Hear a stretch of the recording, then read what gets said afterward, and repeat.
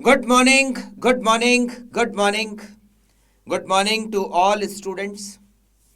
सबसे पहले तो मैं आप सभी को बधाई देता हूँ। आप लोगों ने सीए का पहला स्टेज सीए फाउंडेशन क्लियर किया और अब आप पहुँच चुके हो सेकंड स्टेज सीए इंटरमीडिएट। तो सबसे पहले तो आप सभी एक बार सीए फाउंडेशन पास करने के लिए अपने आप के लिए ताली बजा दीजिए। खुद के लिए ताली बजाना बहुत बार हम भूल जाते हैं। तो सबसे पहले तो आप सभी को बहुत बहुत बधाई। फर्स्ट स्टेज आप क्लियर कर चुके हो और सेकंड स्टेज सीए इंटरमीडिएट में आप पहुंच चुके हो। होप्स हो कि आप सभी लोगों ने अपना रजिस्ट्रेशन करा लिया होगा। वैसे तो आप लोगों को सीए इंटरमीडिएट के बारे में सब कुछ आपने खोज कवर कर ली होगी, बट फिर भी एक बार मैं आपको सीए इंटरमीडिएट के बारे में बता देता हूँ। सीए इंटरमीडिएट का पूरा सिलेबस दो ग्रुप में डिवाइडेड है, first group, second group. First group में टोटल 3 पेपर है। पहला पेपर ऑब्वियस अकाउंट्स का पेपर है, एडवांस अकाउंटिंग। सेकंड पेपर जो है वो लॉ का है और तीसरा पेपर टैक्स का है। टैक्स में डायरेक्ट टैक्स है और इनडायरेक्ट टैक्स है, 50-50 मार्क्स के। ये आपका पहला ग्रुप हो गया। अब हम पहुंच जाते हैं सेकंड ग्रुप। सेकंड ग्रुप का आपका पहला पेपर आता है cost and management accounting. Second paper आपका आता है ऑडिट का या फाइनेंशियल मैनेजमेंट और एसएम का, और एक पेपर आता है आपका ऑडिट का, ऑडिटिंग का। तो टोटल आपका 6 ये जो पेपर है, 6 पेपर का टोटल आपका सीए इंटरमीडिएट है। 2 ग्रुप में डिवाइडेड है, फर्स्ट ग्रुप, सेकंड ग्रुप। आप दोनों ग्रुप एक साथ भी दे सकते हैं, आप एक एक करके भी ग्रुप दे सकते हो। वो आपकी इच्छा है कि आप कैसे, आपकी तैयारी कितनी है उसके बेसिस पर आप ये डिसाइड कर सकते हो कि आपको एक साथ दोनों देना है या 1 बाय 1 करके देना है। पहले सेकंड दे सकते हो, बाद में फर्स्ट दे सकते हो, पहले फर्स्ट दे सकते हो, बाद में सेकंड दे सकते हो, या दोनों एक साथ दे सकते हो। कोई भी ऑप्शन आप अपने लिए चूज कर सकते हो, ठीक है। तो आज हम स्टार्ट करेंगे सेकंड ग्रुप का पहला paper, which is cost and management accounting. Cost and management accounting के सब्जेक्ट के बारे में मैं आपको क्या बताऊं, जितना भी बोलूंगा वो कम पड़ेगा। मतलब कुछ खराब बोलने वाला नहीं हूं, कुछ अच्छा बोलने वाला हूं। ये जो सब्जेक्ट है, ये जो सब्जेक्ट है कॉस्ट एंड मैनेजमेंट अकाउंटिंग, सारे पेपर इंटरमीडिएट के सारे paper, 6 paper out of 6 paper, ये सबसे ज़्यादा स्कोरिंग सब्जेक्ट है। और मैं ये भी कह सकता हूं कि ये सबसे ज़्यादा इंटरेस्टिंग सब्जेक्ट है। एक सब्जेक्ट होता है ना, पढ़ते पढ़ते नींद आने लग जाती है, बोर हो जाते हैं, मगर ये ऐसा सब्जेक्ट नहीं है। इस सब्जेक्ट को जब हम पढ़ना स्टार्ट करते हैं तो मन करता है और पढ़े और पढ़े और पढ़े। मैं कुछ ज़्यादा बोल गया नहीं, तो आपका मन करेगा कि सर क्लास ख़त्म मत करो, और पढ़ाओ और पढ़ाओ और पढ़ाओ, पढ़ाते जाओ, है ना। तो ये सब्जेक्ट इंटरेस्टिंग है, सबसे अच्छी बात तो ये सब्जेक्ट बोरिंग बिल्कुल नहीं है। और सबसे मज़ेदार बात, ये सब्जेक्ट स्कोरिंग सब्जेक्ट है।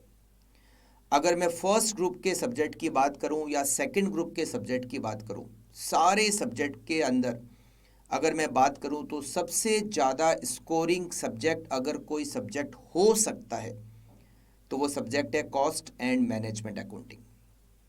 रीज़न क्या? क्योंकि मैं पढ़ाता हूं? नहीं, ऐसी बात नहीं है। ये सब्जेक्ट ही खुद अपने आप में स्कोरिंग सब्जेक्ट है।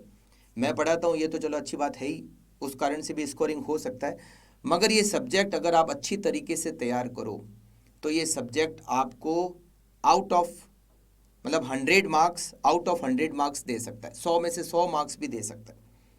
ऑडिट आपको नहीं दे सकता, एफएमएसएम आपको नहीं दे सकता, अकाउंट्स में भी आ सकते हैं बट बहुत ज़्यादा उसके चांसेस कम बन जाते हैं, टैक्स भी जनरली नहीं देता, और लॉ तो आप खुद समझ चुके हो, फाउंडेशन में आप पढ़ के आ चुके हो, आपको पता है लॉ कैसा सब्जेक्ट होता है, पास कर लो तो भी अच्छी बात है। तो सबसे ज़्यादा अगर स्कोरिंग सब्जेक्ट है तो वो कॉस्ट एंड मैनेजमेंट अकाउंटिंग है। आप इस सब्जेक्ट को इसलिए तैयार मत करना कि मुझे इसमें 50 नंबर लाने हैं, 40 नंबर लाने हैं, ना। आप इस सब्जेक्ट को इसलिए तैयार करो कि आपको इसमें 80 मार्क्स लाने हैं, 90 मार्क्स लाने हैं, कि अगर बाकी सब्जेक्ट में मैं 45-50 भी लेकर आ गया तो भी मुझे कॉस्टिंग में इतने मार्क्स लाने हैं कि बाकी के सब्जेक्ट में जो सब नंबर मार्क्स कम पड़ गए वो कॉस्टिंग एंड मैनेजमेंट अकाउंटिंग में ज़्यादा नंबर ला के पूरा हो जाए। तो आपको इस सब्जेक्ट को बहुत प्रैक्टिकली वे में पढ़ना है, क्योंकि ये प्रैक्टिकल सब्जेक्ट है तो थोड़ा प्रैक्टिकल आपको थोड़ा सा कॉमन सेंस से सब्जेक्ट को पढ़ना है। प्रैक्टिकल सब्जेक्ट को बहुत अच्छी तरीके से अगर तैयार करते हैं तो मार्क्स ज़्यादा आने के चांसेस बहुत ज़्यादा हो जाते हैं। जैसे आपके 12th में अकाउंट्स था, अब कुछ के ऐसा होता है कि 12th के अकाउंट्स में 100 में से 95, 96 और 100 में से 100 भी आए हुए हैं। ऐसा ही ये सब्जेक्ट है कॉस्ट एंड मैनेजमेंट अकाउंटिंग।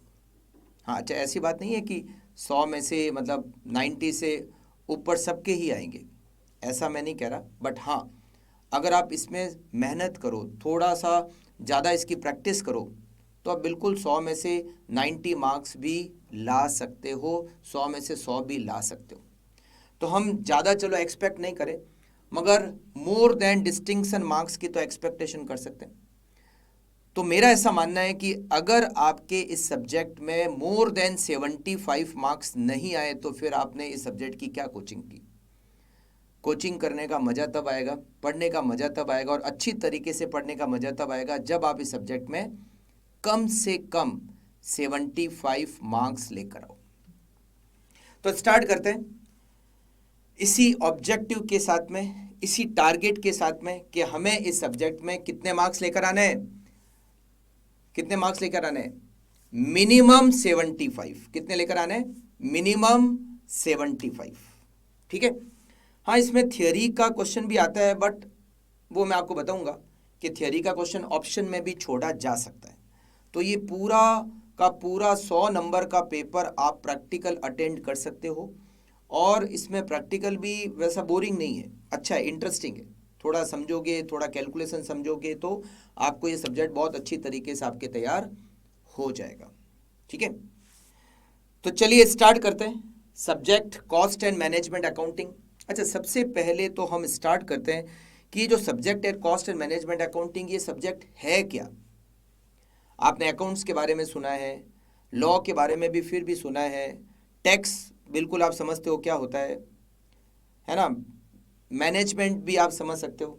मगर ये जो सब्जेक्ट है, ऑडिट को भी थोड़ा समझा जा सकता है, मगर ये जो सब्जेक्ट है कॉस्ट एंड मैनेजमेंट अकाउंटिंग, ये सब्जेक्ट है क्या, ये सब्जेक्ट क्या यूज़ आता है, इस सब्जेक्ट का यूज़ क्या है, और इस सब्जेक्ट में हमें दे क्या रखा है, आज हम सबसे पहले उसी को डिस्कस करने वाले। क्या?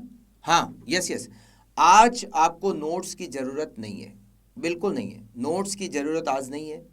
अगर आपके पास नोट्स नहीं है, नोट्स मैं आपको बता देता हूँ, ये नोट्स है, ये नोट्स है जो बिल्कुल जिसके पास है उनके पास रहेंगे, और जिनके पास नहीं है वो बिल्कुल ऑफिस से कलेक्ट कर लें। ये जो नोट्स है, इससे हम इस पूरे सब्जेक्ट को पढ़ेंगे। आपको मॉड्यूल लाने की साथ में ज़रूरत नहीं, और मॉड्यूल से आप प्रैक्टिस क्वेश्चन कर सकते हो, मतलब क्वेश्चन की प्रैक्टिस कर सकते हो। इसके अलावा मॉड्यूल्स की ज़रूरत आपको नहीं पड़ेगी। सब कुछ इस नोट्स में, ये जो मैं आपको नोट्स दूंगा इसमें सब कुछ दे रखा है, प्रैक्टिस के क्वेश्चंस भी दे रखे, प्रैक्टिस के क्वेश्चंस भी दे रखे। ठीक है, तो आज हम डिस्कस करने वाले हैं कि ये सब्जेक्ट क्या है, क्या दे रखा है इस सब्जेक्ट में, इस सब्जेक्ट का यूज़ क्या है, सब कुछ आज हम डिस्कस करेंगे। तो आप लोगों को बिल्कुल आज नोट्स की ज़रूरत नहीं है। अगर नोट्स आज नहीं भी है कोई बात नहीं, आप आराम से ऑफिस से कलेक्ट कर लेना। हमको ज़रूरत पड़ेगी नेक्स्ट क्लास नहीं, और नेक्स्ट टू नेक्स्ट क्लास से नोट्स की ज़रूरत पड़ेगी, मतलब नेक्स्ट क्लास में भी नहीं, नेक्स्ट टू नेक्स्ट क्लास से नोट्स की ज़रूरत पड़ेगी। आज हम केवल इस सब्जेक्ट के बारे में थोड़ा डिस्कस करेंगे कि है क्या ये सब्जेक्ट। ये जो cost and management accounting subject है, ये कैसा सब्जेक्ट है, किस टाइप का सब्जेक्ट है, क्या दे रखा है इस सब्जेक्ट के बारे में, तो थोड़ा बेसिक से हम डिस्कस करना स्टार्ट करेंगे। ठीक है, हाँ, रजिस्टर की ज़रूरत पड़ेगी। रजिस्टर अगर आपके पास होगा तो जब मैं कहूँ आपको कि लिखना है तब आपको उसको नोट करना है। ठीक है, मैं जब तक नहीं कहूँ आपको नोट करने की ज़रूरत नहीं है। ठीक है, चलिए स्टार्ट करते हैं। Cost and management accounting, short में हम जनरली सब्जेक्ट को कहते हैं कॉस्टिंग, है ना। आप लोगों ने भी कहा होगा कि सर बैच कब स्टार्ट हो रहा है कॉस्टिंग का, तो जनरली सब्जेक्ट को शॉर्ट में क्या कहते हैं, कॉस्टिंग कहते हैं, राइट। एक बड़ी जो कंपनी होती है, बड़ा जो ऑर्गेनाइजेशन होता है, उस बड़े ऑर्गेनाइजेशन में हर काम को करने का अलग अलग डिपार्टमेंट होता है। हर काम को करने के लिए अलग अलग डिपार्टमेंट होते हैं। जैसे जैसे सेल्स डिपार्टमेंट। सेल्स डिपार्टमेंट का काम होता है सेल करना। जैसे प्रोडक्शन डिपार्टमेंट, प्रोडक्शन डिपार्टमेंट का काम होता है प्रोडक्शन करना। जैसे मार्केटिंग डिपार्टमेंट, मार्केटिंग डिपार्टमेंट का काम होता है मार्केटिंग करना। परचेज डिपार्टमेंट का काम होता है परचेज करना, रॉ मटेरियल को परचेज करना। अकाउंटिंग डिपार्टमेंट का काम होता है अकाउंटिंग करना, हिसाब किताब रखना। फाइनेंस डिपार्टमेंट का काम होता है फाइनेंस को मैनेज करना। तो अलग अलग काम के लिए अलग अलग डिपार्टमेंट होते हैं और जनरली हर बड़े ऑर्गेनाइजेशन में ऐसा होता है, अलग अलग काम के लिए अलग अलग डिपार्टमेंट। तो अलग अलग काम करने के लिए जैसे हो गया आपका सेल्स डिपार्टमेंट, सेल्स डिपार्टमेंट। जैसे आपका हो गया प्रोडक्शन डिपार्टमेंट, प्रोडक्शन डिपार्टमेंट। जैसा आपका हो गया अकाउंटिंग डिपार्टमेंट, अकाउंटिंग डिपार्टमेंट। जैसा आपका हो गया फाइनेंस डिपार्टमेंट, फाइनेंस डिपार्टमेंट, है ना। जैसा आपका हो गया परचेज डिपार्टमेंट। ऐसे अलग अलग काम के लिए अलग अलग डिपार्टमेंट। उसी तरीके से एक डिपार्टमेंट होता है जिसका नाम होता है cost accounting department, cost accounting department. एक डिपार्टमेंट होता है management accounting department, management accounting department. Cost accounting department होता है, मैनेजमेंट अकाउंटिंग डिपार्टमेंट होता है। Cost accounting department cost accounting का काम करता है। Management accounting department management accounting का। आप कहोगे ये क्या होती है मैनेजमेंट अकाउंटिंग, क्या होती है कॉस्ट अकाउंटिंग। अकाउंटिंग डिपार्टमेंट तो है ही, मैंने आपको बताया। जैसे अकाउंटिंग डिपार्टमेंट तो है ही, जो आप अकाउंट्स में सीखते हो, एंट्रीज करना, लेजर अकाउंट बनाना, बैलेंस शीटें बनाना, ये सब तो अकाउंटिंग डिपार्टमेंट का काम हो गया। तो ये कौन सी अकाउंटिंग है, कॉस्ट अकाउंटिंग। मैनेजमेंट अकाउंटिंग, ये कौन सी अकाउंटिंग, नई कौन सी अकाउंटिंग बन गई। तो ये अकाउंटिंग नहीं है। सबसे पहले तो मैं आपको बता दूं ये अकाउंटिंग नहीं, ये कोई डेबिट क्रेडिट नहीं है। ये जो डिपार्टमेंट होते हैं कॉस्ट अकाउंटिंग डिपार्टमेंट, अच्छा बहुत बार कॉस्ट अकाउंटिंग डिपार्टमेंट और मैनेजमेंट अकाउंटिंग डिपार्टमेंट कॉमन ही होता है। बहुत बार ऐसा होता है, अगर काम बड़ा है तो अलग होगा कॉस्ट अकाउंटिंग डिपार्टमेंट, अलग होगा मैनेजमेंट अकाउंटिंग डिपार्टमेंट। और अगर मान लो बहुत ज़्यादा बड़ा काम नहीं है तो फिर कॉस्ट एंड मैनेजमेंट अकाउंटिंग एक ही डिपार्टमेंट होता है, cost and management accounting department. ये डिपार्टमेंट करता क्या है, अगर हम cost and management accounting department का काम समझ जाएं कि ये डिपार्टमेंट करता क्या है, तो हमें ये सब्जेक्ट भी समझ में आ जाएगा। हमें ये सब्जेक्ट समझ में आ जाएगा कि what is cost and management accounting. तो हमें इस डिपार्टमेंट के काम को समझना है कि cost and management accounting department क्या करता है, इसका काम क्या है। ठीक है, ये इसका जो काम है वही हमारा सिलेबस है। इस डिपार्टमेंट का जो काम है, cost and management accounting department का जो काम है वो ही हमारा इस सब्जेक्ट का सिलेबस है। मतलब जैसे आप इस सब्जेक्ट को पढ़ोगे, इस सब्जेक्ट को समझोगे, इस सब्जेक्ट को डिटेल में आप समझ जाओगे, तो आप इस डिपार्टमेंट में काम करने लायक हो जाओगे, cost and management accounting department.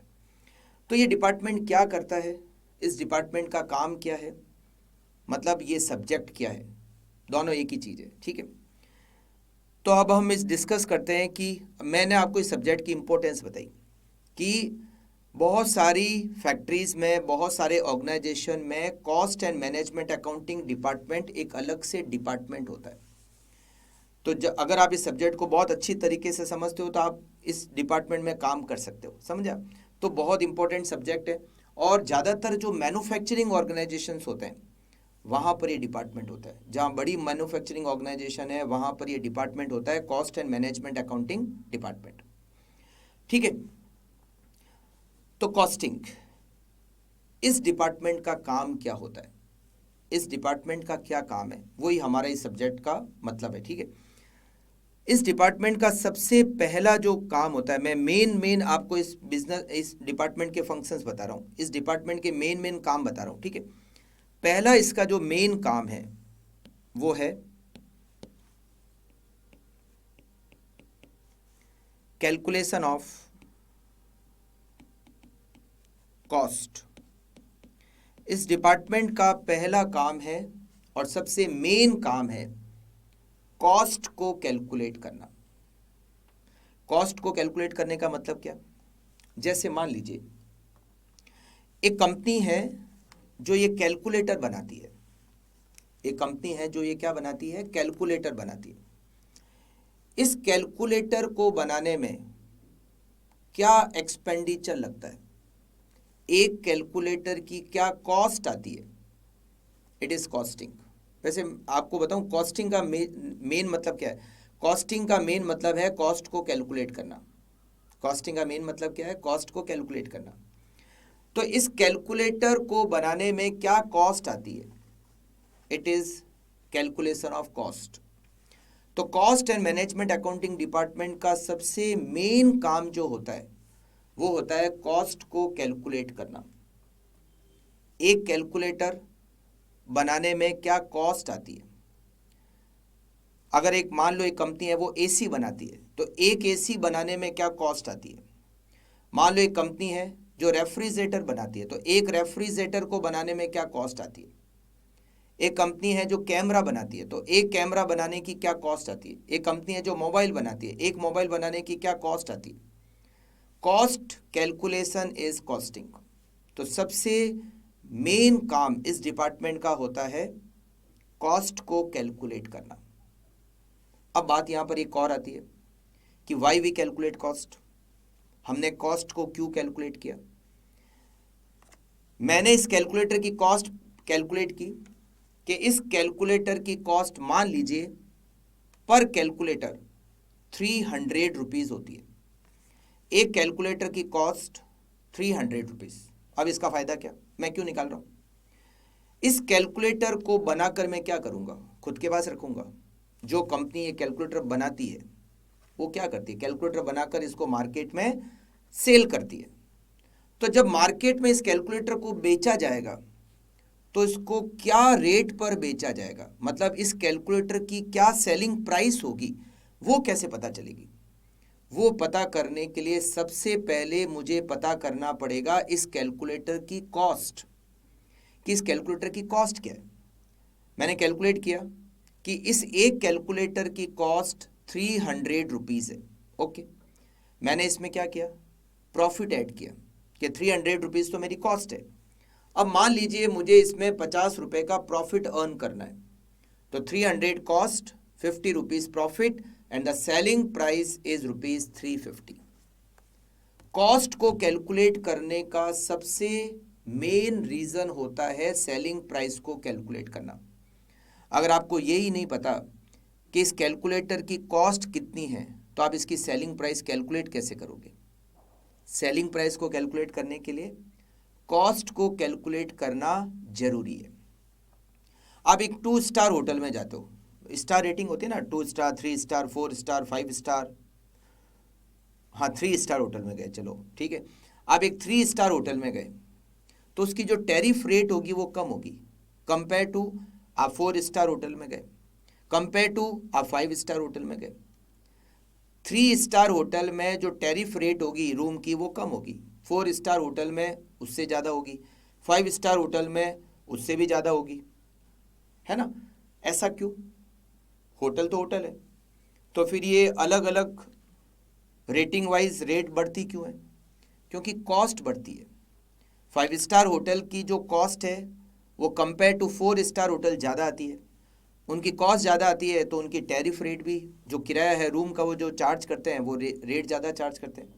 4 star की जो रेट है वो 3 स्टार के कंपेयर में ज़्यादा होती है क्योंकि उनकी जो कॉस्ट है वो 3 स्टार के होटल से ज़्यादा कॉस्ट आती है।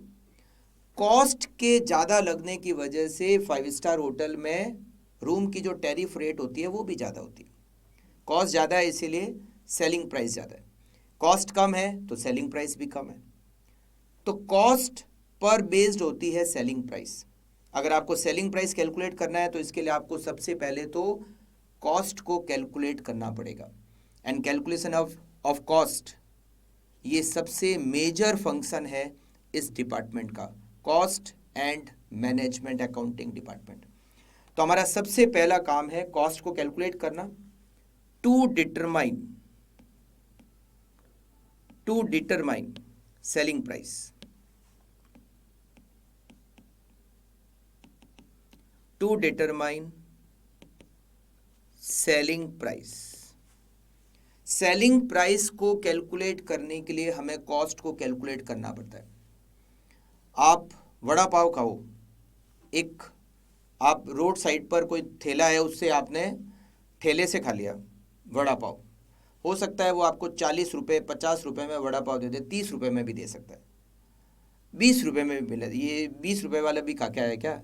नहीं खाना, 20 रुपये वाली क्वालिटी बहुत ख़राब होगी, मत खाना। हाँ, तो 30 रुपये का भी मिल सकता है, 40 रुपये का भी मिल सकता है, 50 रुपये का भी मिल सकता है। ठेले पे क्या रेट होगी? यही होगी। बट आप ये किए, जो वड़ा पाव है किसी रेस्टोरेंट पर बैठकर खाओगे, सेम वड़ा पाव, क्वालिटी भले ही सेम होगी, टेस्ट में सेम होगा, मगर वो हो सकता है वो आपसे 80 रुपीज़ 90 रुपीज़ 100 रुपये एक वड़ा पाव के चार्ज करेगा। क्यों? क्योंकि जो रेस्टोरेंट वाला है उसकी कॉस्ट ज़्यादा है, जो ठेला वाला है उसकी कॉस्ट बहुत कम है, इसीलिए वो 40 रुपये भी ले रहा है, 30 रुपये भी दे रहा है। और ये जो क्या नाम है तुम्हारा, नितिन, ये नितिन 20 रुपये में भी खा के आया, तो 20 रुपये में भी वड़ा पाव मिल सकता है क्योंकि कॉस्ट बहुत कम है। बट ये कि जब आप रेस्टोरेंट में जाते हो या और बड़ी होटल में जाते हो तो उनकी कॉस्ट ज़्यादा है, इसीलिए उनकी सेलिंग प्राइस भी ज़्यादा है। ताज होटल है, ठीक है, आपको पता है ना, यहाँ ताज होटल है। तो ताज की होटल में एक बार मुझे चाय पीनी थी, तो वैसे चाय क्या होता है 15-20 रुपये में, 10 रुपये में चाय मिल जाती है। बट मेरा मन आया, थोड़ा टाइम पहले की बात है, कि मैंने कहा चलो यार ताज में पी के आते हैं चाय, है ना, देखे तो सही वहाँ की चाय कैसी है। ठीक है, मैंने रेट देखी नहीं, और मैं था एक साथ में, एक टीचर सर और थे, वो भी थे, हम दोनों चाय पीने के लिए चले गए ताज के अंदर। चाय ठीक थी, मतलब ऐसा भी नहीं कहूँगा कि बहुत ऐसा था कि पीने के बाद में मतलब 5 दिन तक नींद नहीं आई, ऐसी भी नहीं बात थी, नॉर्मल चाय थी, जो चाय जैसे घर में बनती है, या ठीक है चाय अच्छी थी। बिल आया 520 रुपये का। मैंने कहा 2 चाय 520 रुपये की, बताइए क्यों? क्योंकि वहाँ 5 स्टार। अब उन्होंने चाय में क्या डाला, वही चाय में सामान तो वही डाल के बनाई होगी चाय, कोई वो वाली जो खर्चा है वो तो सेम है, बट उनका जो दूसरे खर्चे हैं वो बहुत ज़्यादा है। तो उनकी जब कॉस्ट ज़्यादा है तो उनकी सेलिंग प्राइस भी ज़्यादा है, और जो रोड साइड पर जो चाय मिलती है उनकी कॉस्ट बहुत कम है, तो सेलिंग प्राइस भी बहुत कम है। समझा ना? तो selling price is directly related to cost, और इसके लिए हमें तो सेलिंग प्राइस निकालनी है तो सबसे पहले आपको क्या करना पड़ेगा, कॉस्ट को कैलकुलेट करना पड़ेगा। और कॉस्ट कौन कैलकुलेट करेगा? Cost and management accounting department. Cost and management accounting department आपको बताएगा कि कॉस्ट क्या है। ठीक है, तो आप समझ गए इस डिपार्टमेंट का पहला काम। इस डिपार्टमेंट का काम समझ जाओगे तो आप ये समझ जाओगे कि हमें इस सब्जेक्ट में करना क्या है। मतलब इस पूरे सब्जेक्ट को आप, मैं 4-5 पॉइंट बताऊंगा, उसी में समझ जाओगे कि हम इस सब्जेक्ट में क्या करने वाले हैं। सेकंड मेन काम, मैं अभी यहाँ पर मेन फंक्शन के बारे में बात कर रहा हूँ, ठीक है, छोटे मोटे काम के बारे में बात ही नहीं कर रहा हूँ, मैं सब मेजर जो फंक्शन है उसके बारे में आपको बता रहा हूँ। ठीक है, सबसे पहला काम हो गया कैलकुलेशन ऑफ कॉस्ट। ठीक है, सेकंड मेजर फंक्शन होता है कॉस्ट कंट्रोल। कॉस्ट कंट्रोल क्या? देखिए, मैंने अभी आपको बताया कि एक कंपनी है जो ये कैलकुलेटर बनाती है, उसने कैलकुलेट की कि एक कैलकुलेटर की कॉस्ट 300 रुपीज़, प्रॉफिट जोड़ा 50 rupees, and the selling price is 350। Okay, ठीक है, 50 रुपये पर कैलकुलेटर हम कमा रहे हैं, करेक्ट बात है। उसी टाइम पर मार्केट में एक नया कैलकुलेटर आया, जितने फंक्शन इसमें सेम टू सेम फंक्शन उसमें भी है, जिस कैटेगरी का है, जिस क्वालिटी का ये कैलकुलेटर है, सेम क्वालिटी का वो भी है, same quality same, function same, efficiency same, everything same, मगर वो कैलकुलेटर मार्केट में केवल 290 रुपीज़ में ही सेल हो रहा है। मतलब उन्होंने अपना कैलकुलेटर मार्केट में केवल 290 रुपये में बेचा, 290 रुपये। हमारी तो कॉस्ट ही 300 रुपये। 300 रुपये तो हमारी कॉस्ट है, 290 में कैसे बेच दें? वो 290 में बेच रहा है। अब वो 290 में अगर सेल कर रहा है, same quality, same type of product, same efficiency, तो आपकी कैलकुलेटर को कौन खरीदेगा और क्यों खरीदेगा? जब सेम चीज़ आपको 290 रुपये में मिल रही है तो 350 रुपये में कौन खरीदेगा? अच्छा, आपने कहा चलो रेट कम भी कर दें, मगर कितनी कम करो? आपकी तो कॉस्ट ही 300 है। जब आपकी कॉस्ट ही 300 है तो 290 तो मैं तो बेचने का सवाल ही पैदा नहीं होता, नहीं तो इसमें तो पर कैलकुलेटर 10 रुपये का लॉस हो रहा है। तो आप कहोगे ऐसा कैसे हो सकता है? इसका मतलब ये हुआ कि आपकी जो कॉस्ट है, जो आपने कैलकुलेट की 300 रुपीज़, ये ज़्यादा है। हो सकता है आपके यहाँ पर बहुत सारे खर्चे ऐसे लग रहे हैं जो दूसरे वाली कंपनी में नहीं लग रहे हैं या कम लग रहे हैं। आपके यहाँ जहाँ पर ज़्यादा लग रहा है वहाँ पर कम लग रहा है। तो आपको क्या करना पड़ेगा? हर एक एक्सपेंडिचर का एनालिसिस करना पड़ेगा कि हमारे यहाँ पर कौन कौन से खर्चे लग रहे हैं, कितने लग रहे हैं, क्या इस खर्चे को कम किया जा सकता है, और अगर कम किया जा सकता है तो कैसे किया जा सकता है। क्वालिटी ऑफ प्रोडक्ट को सेम रखना है और खर्चे को कैसे कंट्रोल करना है, इसको पूरा एनालिसिस किया जाता है। और एनालिसिस करने के बाद में जहाँ जहाँ पर खर्चे को कंट्रोल किया जा सकता है, जहाँ जहाँ पर एक्सपेंडिचर को कम किया जा सकता है, वहाँ पर हम उस खर्चे को क्या करेंगे? कंट्रोल करेंगे। ये काम कौन करता है? ये काम करता है cost and management accounting department. Cost and management accounting department cost को कंट्रोल करने का काम करता है। मैं आपको एक छोटे से एग्जांपल से बताता हूं कि कॉस्ट कंट्रोल कैसे है ना। आज से करीबन 8 महीने पहले की बात है। मेरे पास में मोबाइल में जो नेटवर्क है वो एयरटेल का है, मतलब एयरटेल का कनेक्शन है मेरे मोबाइल में। तो मेरे मोबाइल का पोस्ट पेड कनेक्शन है, प्रीपेड नहीं है, पोस्ट पेड है। तो मेरे मोबाइल का जो हर महीने बिल आता था वो था 899 प्लस GST, करीब करीब 1000 रुपये के आसपास बिल आता था, ऑलमोस्ट 1000 रुपये के आसपास बिल आता था। तो मेरा एक फ्रेंड है, उसने ऐसे ही एक दिन बात करते करते पूछ लिया कि तेरा जो एयरटेल का पोस्ट पेड कनेक्शन है उसका बिल कितना आता है हर महीने। मैंने कहा यार करीब करीब 1000 रुपये। अच्छा, मैंने इतना ध्यान भी नहीं देता, ठीक है हर महीने बिल आता है और पे कर देता हूँ, कौन इतना दिमाग लगाए कि ज़्यादा आ रहा है कम आ रहा है, क्या क्या प्लान है, मैंने इतना सोचा ही नहीं।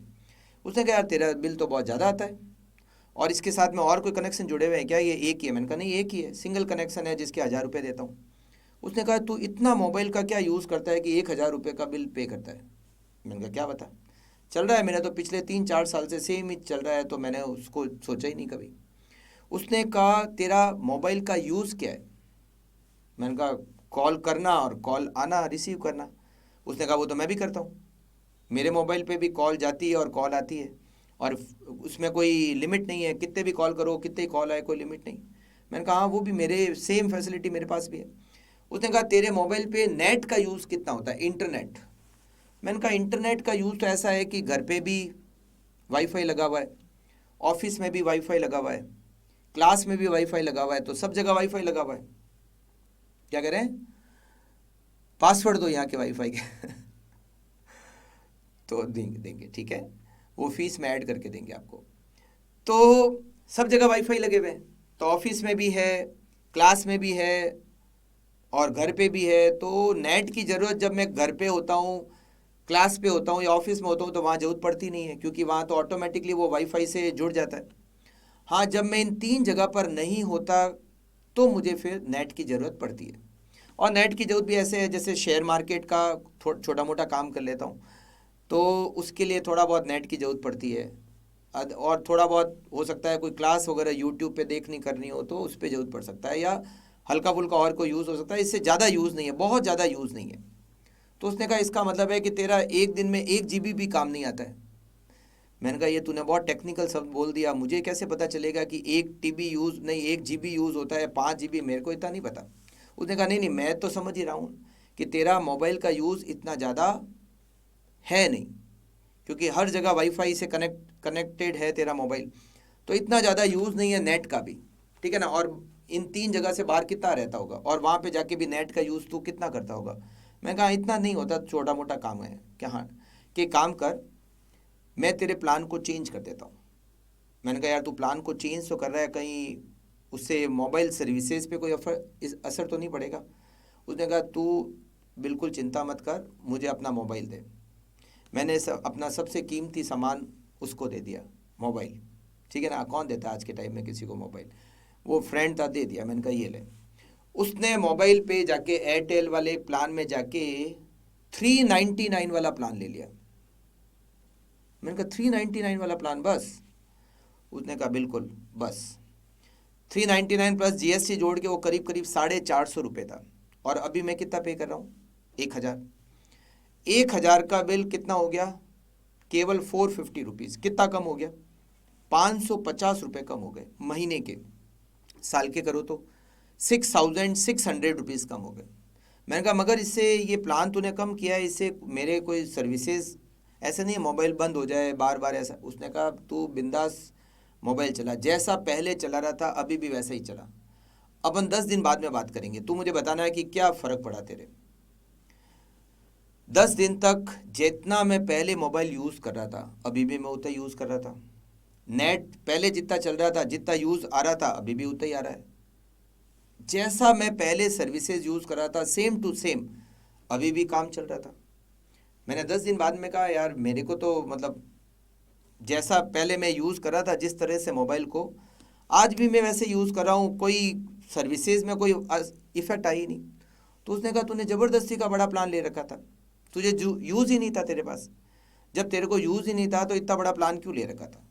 मैंने कहा बात भी सही है, 550 रुपये हर महीने ज़्यादा क्यों देना, जब सेम चीज़ 450 में मिल रही है तो उसके 1000 रुपये क्यों देना। आप समझ रहे हो, cost control, quality of service same, but 1000 रुपये की जगह मैं क्या दे रहा हूँ, 450 रुपये। अब मैं आपको बिजनेस की पे बात करूँ, जैसे मान लीजिए आपकी फादर की एक फैक्ट्री है, आपके फादर ने उस फैक्ट्री में अकाउंटिंग का काम करने के लिए सीए रख लिया। अब सीए है तो दिखती बात है सैलरी ज़्यादा ही लेगा। अब आपने एक बार सोचा कि यार ये जो काम होता है सीए का, मतलब जो अकाउंटिंग का काम होता है मेरी फैक्ट्री में, ये तो कोई बीकॉम पढ़ा हुआ भी कर सकता है, टैली का सॉफ्टवेयर है, हर कोई बीकॉम वाला भी चला सकता है, इसके लिए मुझे सीए रखने की क्या ज़रूरत है। आपने सीए को हटा के उसकी जगह पर बीकॉम वाला एक अकाउंटेंट रख दिया, बीकॉम पढ़ा हुआ अकाउंटेंट रख दिया। काम तो आपका जैसा पहले चल रहा था अभी भी वैसे ही चल रहा है। आपने कहा वैसे ही फालतू ही ज़्यादा सैलरी दे रहे थे जबकि ज़रूरत ही नहीं थी। मतलब जिस खर्चे की आपको ज़रूरत ही नहीं है उसको हटाना कौन करता है, cost and management accounting department. जो खर्चा ज़्यादा लग रहा है उसको कम करने का काम कौन करता है, cost and management accounting department. मतलब cost and management accounting department क्या करेगा, हर एक खर्चे का, हर एक एक्सपेंसेस का एनालिसिस करेगा, और एनालिसिस करके ये पता करेगा कि क्या विदाउट क्वालिटी ऑफ सर्विस को ख़राब किए बिना क्या हम कॉस्ट को कंट्रोल कर सकते हैं। अगर कर सकते हैं तो उस कॉस्ट को कंट्रोल किया जाए, कॉस्ट को कम किया जाए। Cost and management accounting department cost को कंट्रोल करने में हेल्प करता है। तो हम ये जो सब्जेक्ट पढ़ेंगे, हम इस सब्जेक्ट में ये भी सीखेंगे कि कैसे हम कॉस्ट को कंट्रोल कर सकते हैं, कैसे वेस्टेज को कम कर सकते हैं, कैसे ज़्यादा एक्सपेंडिचर को कम कर सकते हैं। ये सब कुछ हमें इस सब्जेक्ट में दे रखा है और इस डिपार्टमेंट का काम होता है। ठीक है, ये हो गया कॉस्ट कंट्रोल। तीसरा होता है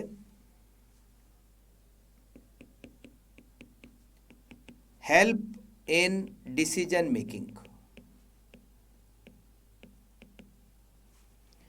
देखो सबसे सीनियर जो होता है ना कंपनी में, यानी कि कोई भी बिजनेस में, वो होता है board of director, management. Management सबसे सीनियर होता है कंपनी के अंदर। देखा जाए तो board of director, board of director, board of director के अंडर में ये सारे डिपार्टमेंट होते हैं। ये सारे डिपार्टमेंट बोर्ड ऑफ डायरेक्टर के अंडर में ही काम करते हैं। ठीक है, चाहे प्रोडक्शन डिपार्टमेंट हो, सेल्स हो, मार्केटिंग हो, सारे। बोर्ड ऑफ डायरेक्टर का मेन काम होता है डिसीजन लेना। कोई भी डिसीजन लेना हो, किसी भी टाइप का डिसीजन लेना हो, जो बड़े बड़े, छोटे छोटे डिसीजन की बात नहीं कर रहा, छोटे छोटे डिसीजन तो डिपार्टमेंट का जो हेड होता है वही ले लेता है। प्रोडक्शन डिपार्टमेंट का हेड होता है प्रोडक्शन मैनेजर, सेल्स डिपार्टमेंट का हेड होता है सेल्स मैनेजर, फाइनेंस डिपार्टमेंट का हेड होता है फाइनेंस मैनेजर। तो छोटे छोटे डिपार्टमेंटल के जो डिसीजन होते हैं वो तो उनका मैनेजर ही ले लेता है, मगर जो बड़े डिसीजन है वो लेते हैं board of director. Board of director जो मतलब मैनेजमेंट होता है वो बड़े बड़े डिसीजन लेता है। अब ये जो बोर्ड ऑफ डायरेक्टर है, ये कोई भी पॉइंट के लिए जब इनको डिसीजन लेना होता है तो इनको बहुत सारी इंफॉर्मेशन की रिक्वायरमेंट होती है। भाई आज आपको डिसीजन लेना है कि मुझे सीए करना है, सीएस करना है, या सीएमए करना है, या एमबीए करना है। मान लो ये चार आपके पास में ऑप्शन है, तो अब आप क्या करोगे, चारों की डिटेल कलेक्ट करोगे कि सीए कोर्स कैसा है, कोर्स करने के बाद में क्या करियर ऑप्शन है, सीएस का कोर्स कैसा है, भारी है, इजी है, टफ है, थ्योरेटिकल है, प्रैक्टिकल है, और आगे करियर क्या बनेगा, सीएमए का क्या है, एमबीए का क्या है ना। सारे कोर्स के बारे में आप डिटेल में एनालिसिस करोगे, और डिटेल में एनालिसिस करने के लिए आपको सबके बारे में क्या चाहिए, इन्फॉर्मेशन चाहिए। पहले आप सीए की इन्फॉर्मेशन कलेक्ट करोगे, सीएस की डिटेल कलेक्ट करोगे, सीएमए की डिटेल कलेक्ट करोगे, है ना। सारी डिटेल को कलेक्ट करने के बाद आप फिर एनालिसिस करोगे कि मेरे लिए सबसे बेस्ट कोर्स कौन सा है, और फिर आप डिसीजन लोगे कि मुझे सीए करनी है। ऐसा ही होगा ना।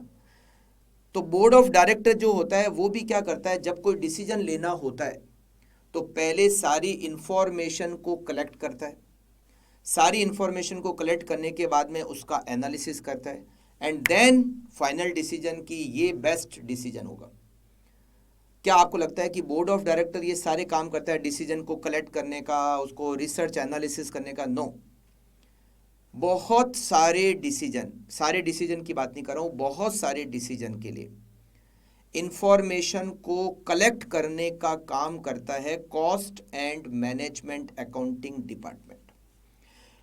जैसे मान लो कोई डिसीजन लेना है जो कॉस्ट एंड मैनेजमेंट अकाउंटिंग के वर्क में कवर होता है, तो बोर्ड ऑफ डायरेक्टर क्या होगा, पहले से इन्फॉर्म कर देगा cost and management accounting department को कि हमें इस पॉइंट का डिसीजन लेना है, आप इससे रिलेटेड जो भी इंफॉर्मेशन है उसको कलेक्ट करो, उसका एनालिसिस करो, और हमें फाइनल रिपोर्ट बना के दो। अब cost and management accounting department क्या करेगा, सारी इंफॉर्मेशन को कलेक्ट करेगा, उस डिसीजन से रिलेटेड जो भी इंफॉर्मेशन है उसको कलेक्ट करेगा, उसको प्रॉपर तरीके से एनालिसिस करके रिपोर्ट बनाएगा, और उस रिपोर्ट को प्रोवाइड करेगा मैनेजमेंट को। डिसीजन वो नहीं देता, डिसीजन देने का काम कौन करेंगे, मैनेजमेंट, मतलब बोर्ड ऑफ डायरेक्टर। अब बोर्ड ऑफ डायरेक्टर के लिए बहुत काम आसान हो गया, पूरी डिटेल उनके पास है, रिसर्च पूरा किया हुआ है किसका, cost and management accounting department का। उसके बाद में पूरी फाइनल रिपोर्ट आ जाती है कि अगर ऐसा डिसीजन लेंगे तो ये होगा, इसका ये फ़र्क पड़ेगा, इसका ये फ़र्क पड़ेगा। अब सारे ऑल्टरनेटिव्स क्या क्या हो सकते हैं, सारे के सारे ऑप्शन बनाकर cost and management accounting department BOD को देगा, और बैंक और जो बोर्ड ऑफ डायरेक्टर है वो उसके बेसिस पर डिसीजन मेकिंग का काम करेगा। तो डिसीजन मेकिंग में हेल्प करता है cost and management accounting department. Management accounting का मतलब यही होता है, मैनेजमेंट को डिसीजन मेकिंग के लिए इंफॉर्मेशन प्रोवाइड कराना। मैनेजमेंट को डिसीजन मेकिंग के लिए इंफॉर्मेशन देने का काम करता है मैनेजमेंट अकाउंटिंग।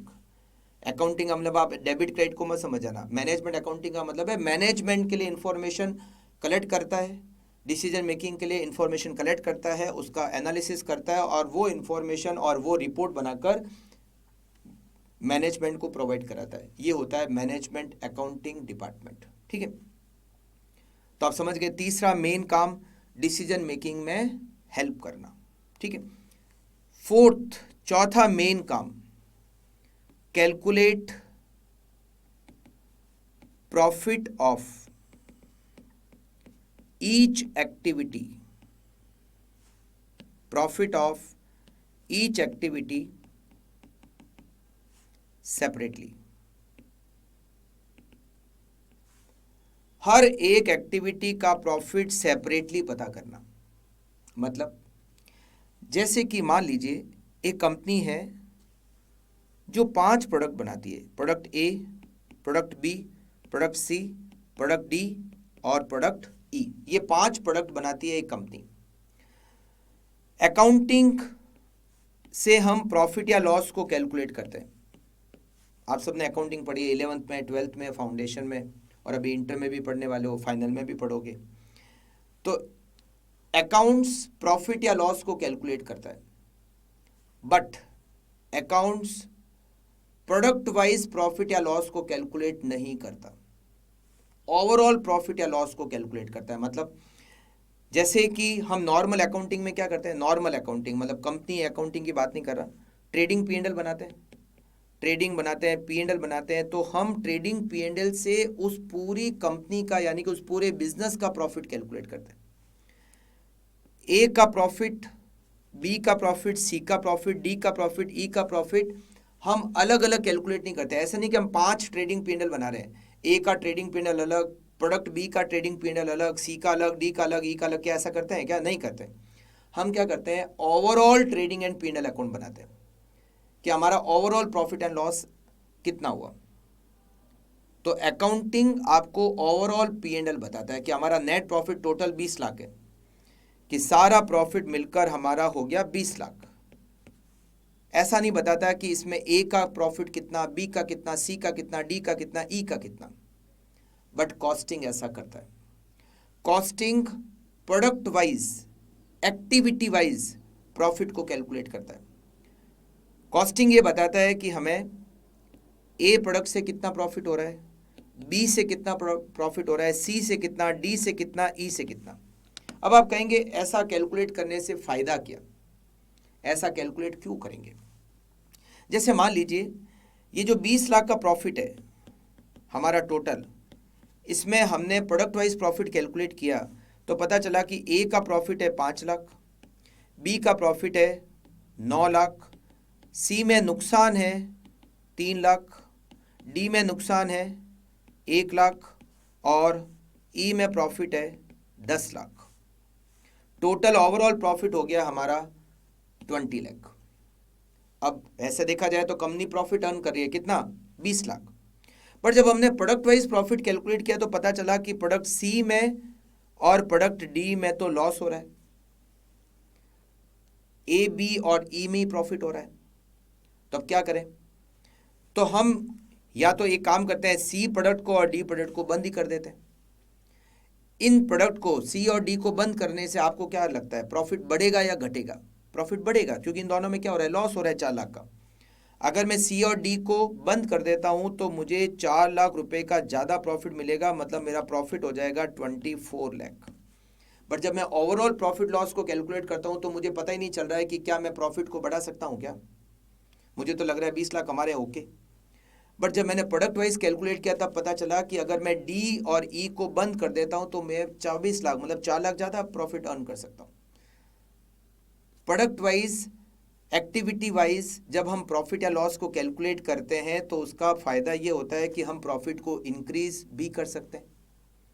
अच्छा, ये भी हो सकता है कि प्रोडक्ट सी और डी में लॉस हो रहा है, तो क्या करें कि प्रॉफिट सी और डी में भी प्रॉफिट होना शुरू हो जाए। चलो हम बंद नहीं करना चाहते तो कुछ ऐसा करें कि सी और डी में भी प्रॉफिट शुरू ज़्यादा हो जाए।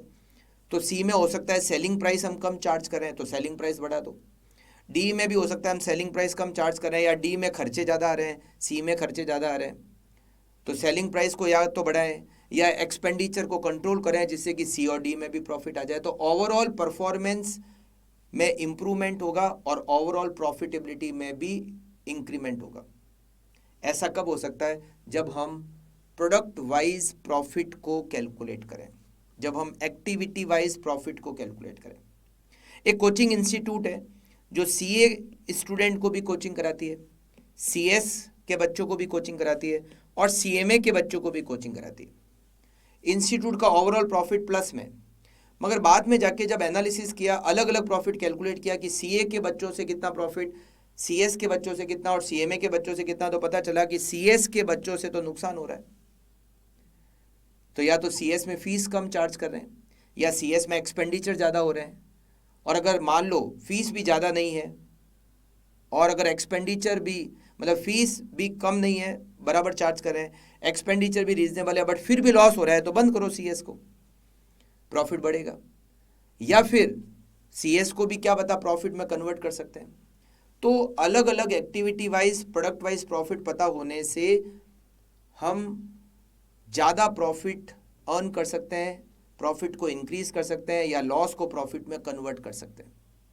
अकाउंट्स ऐसा नहीं करता, फाइनेंशियल अकाउंटिंग ऐसा नहीं करता, बट कॉस्टिंग ऐसा करता है, कॉस्टिंग में ऐसा किया जाता है।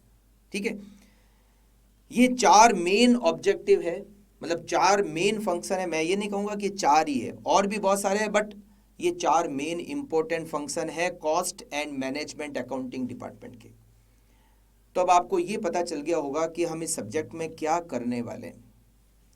कॉस्ट को कैलकुलेट करने वाले हैं जिससे कि सेलिंग प्राइस निकाल सकें, कॉस्ट को कंट्रोल करने वाले हैं, डिसीजन मेकिंग के लिए इंफॉर्मेशन प्रोवाइड करने वाले हैं, हर एक एक्टिविटी का प्रॉफिट अलग अलग कैलकुलेट करने वाले हैं, और इसके अलावा भी और भी बहुत कुछ काम हम इस चैप्टर में करने वाले हैं।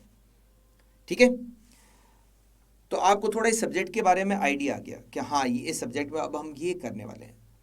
अब हम थोड़ा सा इस सब्जेक्ट को स्टार्ट करते हैं छोटे से पॉइंट से, और वो पॉइंट है कॉस्ट। कॉस्टिंग है, तो सबसे पहले हम स्टार्ट कहाँ से करेंगे? कॉस्ट से स्टार्ट करेंगे। Cost, what is cost? Normal अगर लैंग्वेज में बात करें तो कॉस्ट का मतलब होता है एक्सपेंसेस। जो भी एक्सपेंसेस है वो कॉस्ट है। अगर एक मैन्युफैक्चरिंग ऑर्गेनाइजेशन के पॉइंट ऑफ व्यू से बात करूं तो हम कॉस्ट को 3 कैटेगरी में डिवाइड करते हैं। हम इस सब्जेक्ट में कॉस्ट को 3 कैटेगरी में डिवाइड करते हैं। फर्स्ट, पहला एक्सपेंडिचर रॉ मटेरियल का एक्सपेंडिचर, रॉ मटेरियल मतलब मटेरियल। दूसरा लेबर यानी कि वेजेज। और रॉ मटेरियल और लेबर की कॉस्ट को छोड़कर बाकी जो एक्सपेंडिचर है हम उसको कहते हैं ओवरहेड। क्या कहते हैं? ओवरहेड। पहला एक्सपेंडिचर तो आपका हो गया मटेरियल, दूसरा एक्सपेंडिचर आपका हो गया लेबर, और तीसरा एक्सपेंडिचर आपका हो गया ओवरहेड। ओवरहेड क्या? All expenses other than material and labour. Material labour को छोड़कर बाकी हमारे जो खर्चे हैं वो ओवरहेड है। Overhead again divided into 3। Overhead वापस 3 कैटेगरी में डिवाइड होता है। एक होता है फैक्ट्री ओवरहेड, फैक्ट्री ओवरहेड। एक होता है एडमिनिस्ट्रेटिव ओवरहेड, एडमिनिस्ट्रेटिव ओवरहेड। और एक होता है selling and distribution overhead, selling and distribution overhead. Factory overhead क्या होते हैं, एडमिनिस्ट्रेटिव ओवरहेड क्या होते हैं, सेलिंग एंड डिस्ट्रीब्यूशन ओवरहेड क्या होते हैं, हम डिटेल में एक एक खर्चे के बारे में डिस्कस करते हैं। ठीक है, आज हम, मैंने कहा क्या कहा, आपको कोई चैप्टर नहीं पढ़ने वाले। आज हम केवल इस सब्जेक्ट के बारे में थोड़ा बेसिक समझेंगे कि है क्या। ठीक है, हाँ मैं लास्ट में नोट करा दूंगा, समझना। चलो ये वाला नोट कर लो आप, यहाँ से आप नोट कर लो। कॉस्ट, कॉस्ट को 3 कैटेगरी में हम डिवाइड करते हैं। एक होता है रॉ मटेरियल की कॉस्ट, दूसरा लेबर की कॉस्ट, और other than material and labour it is called overhead. Overhead again divided into 3, factory overhead, administrative overhead, selling and distribution overhead. Raw material की कॉस्ट मतलब डायरेक्ट मटेरियल की cost. एक manufacturing company जो product बनाती है, उस product को बनाने में जो जो मटेरियल काम आते हैं उसको हम कहते हैं रॉ मटेरियल की कॉस्ट। उसको हम क्या कहते हैं? रॉ मटेरियल की कॉस्ट। लेबर की कॉस्ट मतलब वेजेज, जो वर्कर जो आउटपुट बना रहे हैं, जो रॉ मटेरियल को फिनिश गुड्स में कन्वर्ट कर रहे हैं, उसको हम कहते हैं वेजेज, लेबर। अब ये जो फैक्ट्री ओवरहेड क्या है, देखिए ये एक जगह, देखो अगर आप एक बिजनेस के बारे में बात करो, अगर एक बिजनेस के बारे में बात की जाए तो वहाँ पर मेन जो जगह होती है वो होती है तीन। एक जगह होती है जिसको हम कहते हैं फैक्ट्री, फैक्ट्री। एक जगह होती है जिसको हम कहते हैं ऑफिस, ऑफिस। और एक जगह होती है जिसको हम कहते हैं वेयर हाउस। फैक्ट्री, ऑफिस और वेयर हाउस। फैक्ट्री कौन सी जगह होती है?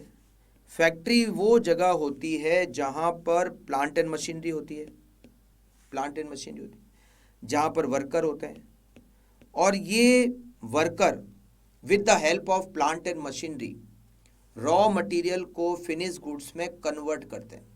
मतलब हम रॉ मटेरियल को खरीदते हैं, रॉ मटेरियल को फिनिश गुड्स में कन्वर्ट करते हैं।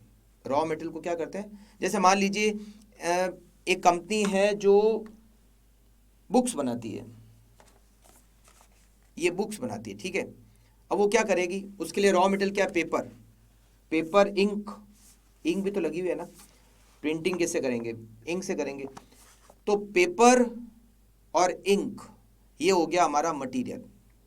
वो क्या करते हैं? पेपर खरीदते हैं, इंक खरीदते हैं, और फिर उस पेपर और इंक से ऐसी बुक बना देते हैं। मतलब रॉ मटेरियल क्या हो गया? पेपर और इंक, और उस रॉ मटेरियल से उन्होंने क्या कर दी? ये बुक बना दी। ये बुक क्या हो गया? प्रोडक्ट हो गया। ये बुक क्या हो गया? एक प्रोडक्ट हो गया।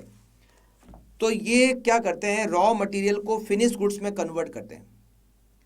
तो जिस जगह पर रॉ मटेरियल को फिनिश गुड्स में कन्वर्ट किया जाता है उस जगह को कहते हैं फैक्ट्री। उस जगह को क्या कहते हैं? फैक्ट्री। वहाँ मजदूर होते हैं, वर्कर होते हैं, वहाँ पर मशीनें होती है। तो मजदूर मशीन की हेल्प से उस रॉ मटेरियल को फिनिश गुड्स में कन्वर्ट करता है, और फिनिश गुड्स में कन्वर्ट करने के बाद उसको ले जाकर रख देता है वेयर हाउस में।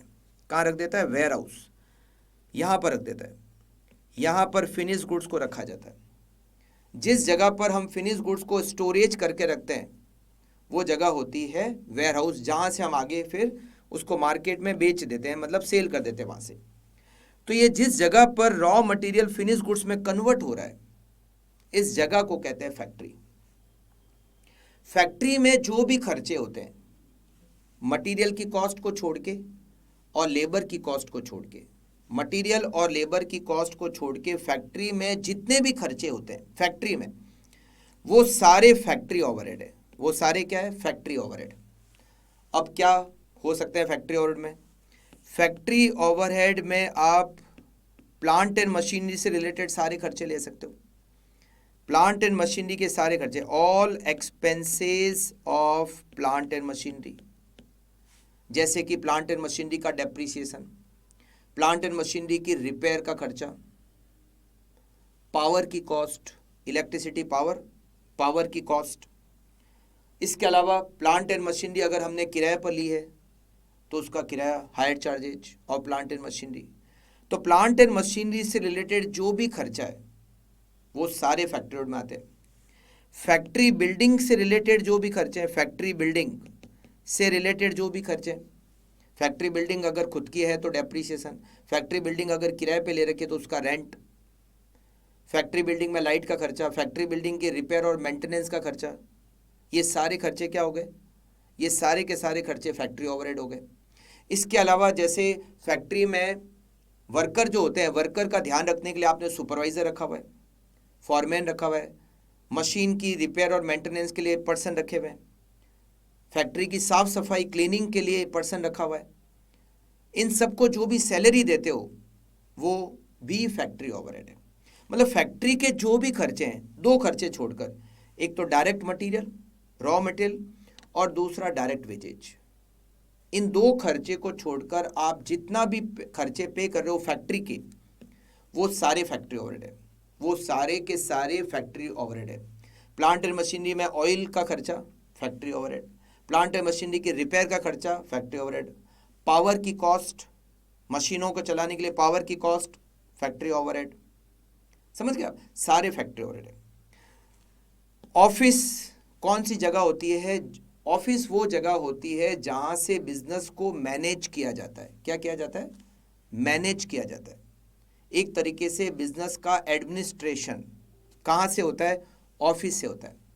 ऑफिस के जो भी खर्चे हैं, मतलब एक तरह से कह सकते हैं एडमिनिस्ट्रेटिव ओवरहेड, ऑफिस के खर्चे यानी कि एडमिनिस्ट्रेटिव ओवरहेड, जो भी एडमिनिस्ट्रेशन का खर्चा है, जैसे ऑफिस स्टाफ की सैलरी, ऑफिस स्टाफ मतलब ऑफिस का लाइट का खर्चा, ऑफिस अगर किराए पे ले रखा है तो ऑफिस का किराया, प्रिंटिंग एंड स्टेशनरी की कॉस्ट, डायरेक्टर है उनकी सैलरी, ये सारे सब क्या है?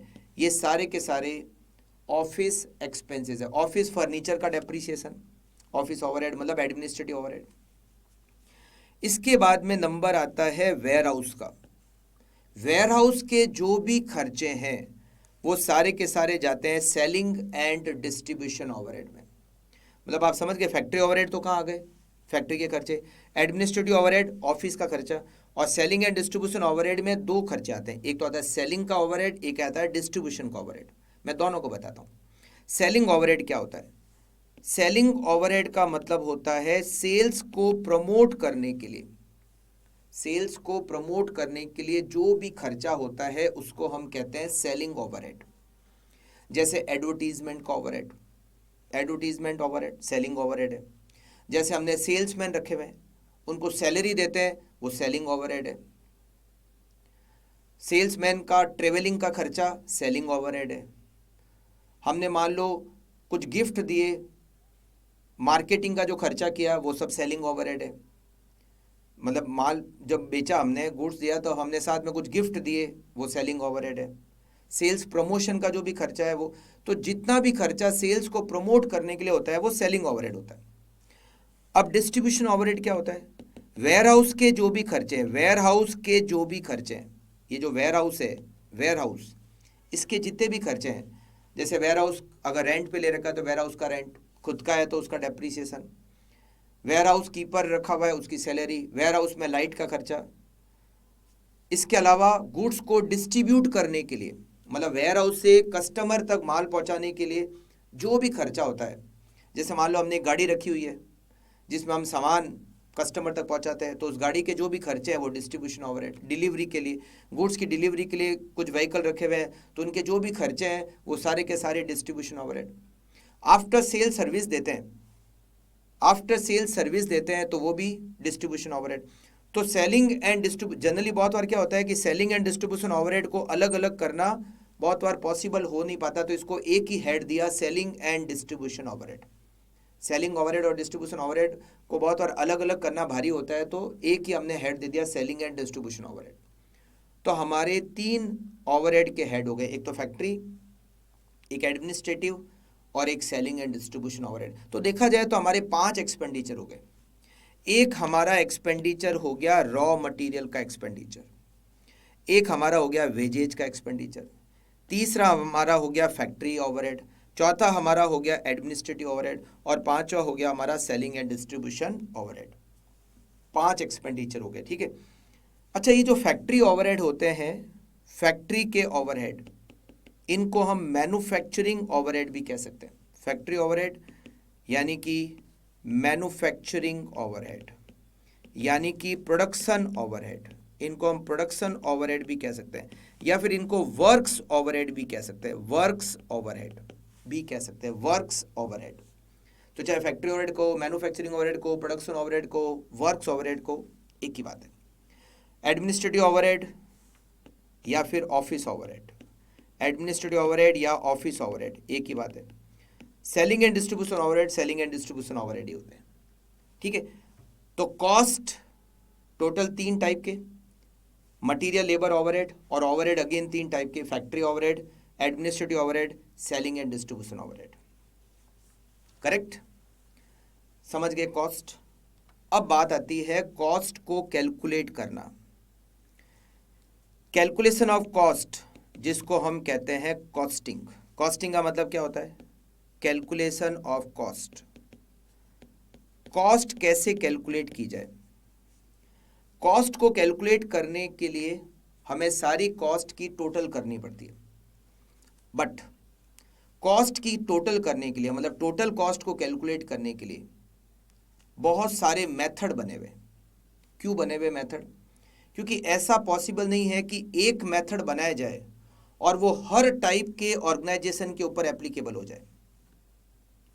एक मेथड बनाए और वो सारे टाइप के बिजनेस के ऊपर एप्लीकेबल हो जाए, ऐसा पॉसिबल है नहीं, क्योंकि अलग अलग बिजनेस की अलग अलग सिचुएशन होती है, अलग अलग टाइप के बिजनेस होते हैं, तो इसीलिए अलग अलग मेथड बने हुए। हमारे कोर्स में कॉस्ट को कैलकुलेट करने के लिए कुछ मेथड दे रखे हैं। जैसे आपको मेथड दे रखा है जॉब कॉस्टिंग, ये कॉस्ट को कैलकुलेट करने का एक मेथड है। बैच कॉस्टिंग, कॉस्ट को कैलकुलेट करने का एक मेथड है। कॉस्ट शीट जिसको यूनिट कॉस्टिंग भी कहते हैं, कॉस्ट को कैलकुलेट करने का एक मेथड है। जैसे कि प्रोसेस कॉस्टिंग कॉस्ट को कैलकुलेट करने का एक मेथड है। Joint product and by product, cost को कैलकुलेट करने का एक मेथड है। जैसे कि सर्विस कॉस्टिंग, कॉस्ट को कैलकुलेट करने का एक मेथड है। तो कॉस्ट को कैलकुलेट करने के लिए हमारे पास बहुत सारे मेथड है, ठीक है। Method of costing, correct. Job costing, batch costing, cost sheet, process costing, joint product, और इतने सारे मेथड क्यों बने हुए? क्योंकि अलग अलग टाइप के बिजनेस होते हैं, अलग अलग टाइप की सिचुएशन होती है, तो एक मेथड बनाए और वो हर सिचुएशन के लिए फिट हो जाए, ऐसा पॉसिबल नहीं था, इसीलिए अलग अलग मेथड बनाए गए, ठीक है। तो कॉस्ट को कैलकुलेट करने के मेथड। अब मैं बात करता हूं हमारे सिलेबस की। ये बिल्कुल अब आप लोग लिखना, जो मैं आपको बता रहा हूं अब आप लोग नोट करना। आप चाहो तो ये वाला चार्ट आप नोट कर लो, ये वाला आप नोट कर लो। कॉस्ट के 3 part, material, labour, overhead. Cost के 3 पार्ट, मटेरियल, लेबर और ओवरहेड, बिल्कुल आप लोग नोट कर लीजिए।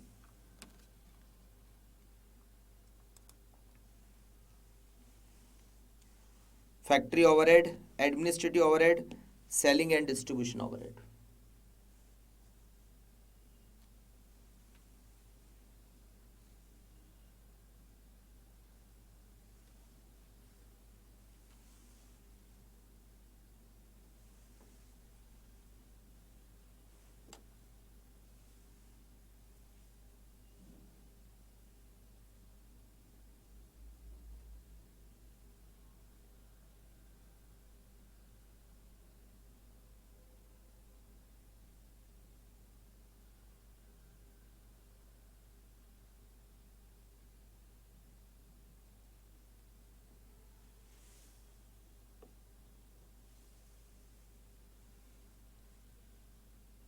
चलिए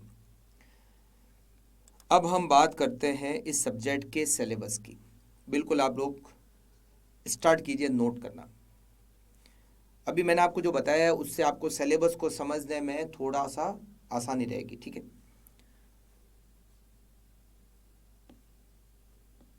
कॉस्ट एंड मैनेजमेंट अकाउंटिंग,